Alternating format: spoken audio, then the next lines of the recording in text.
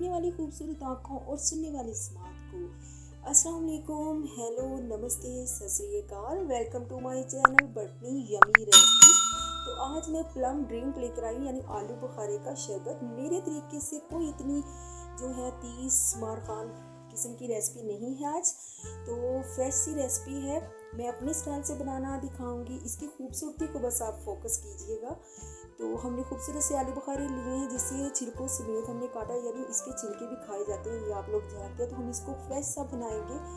यहाँ मैं बताती चलूँ कि फ्रेशनेस जो है हमारी ज़िंदगी के लिए बहुत ज़रूरी होती है, हमारे फेस के लिए, हमारी बॉडी के लिए, हमारी हेल्थ के लिए। तो हेल्दी रहें और इस तरह के फ्रेश जूसेस पीते रहें ताकि आपको अपना जो है ज़िंदगी अपना आप फ्रेश सा लगे। क्योंकि ज़िंदगी की जो ऊंच नीच है ना और तलखियाँ हैं, ये आपको फ्रेश नहीं रहने देती। सिर्फ आपको नहीं, मैं सबकी मतलब बात कर रही हूँ। तो हम सबको फ्रेश नहीं रहने देती। तो हमें जो फ्रेश रहना होता है वो इन्हीं फ्रूट्स के ज़रिए रहना होता है। जिस तरह सूरज से रोशनी चांद मुस्तार लेता है, यानी चांद की रोशनी जो है वो सूरज के ज़रिए मुमकिन है, इस तरह हमारे चेहरों की जो रौनक है ना वो भी इन फ्रूट्स के ज़रिए मुमकिन हो सकती है।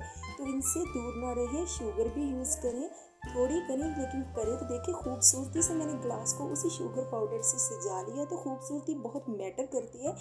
तो ये ठंडा ठार सा जो है आप ड्रिंक पिए और ठंडे ठार से हो जाए और आपके चेहरे की रौनक है ना ज़िंदगी की तलखियों को भुलाकर तो आप भी हो जाएं ठंडे ठार फ्रेश से और रहे बिल्कुल तरोताज़ा तुखम मलंगे के साथ।